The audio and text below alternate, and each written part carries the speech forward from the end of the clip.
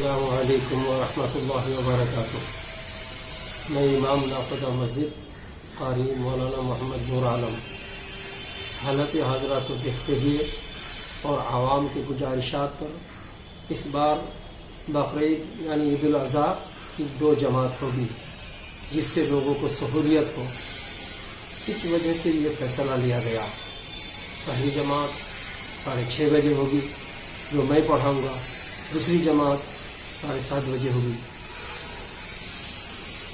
جو لوگ بھی قربانی کریں گے پردے میں کریں، احتیاط سے کریں، گندگی سے بچیں اور صاف صفائی کا خاص خیال رکھیں۔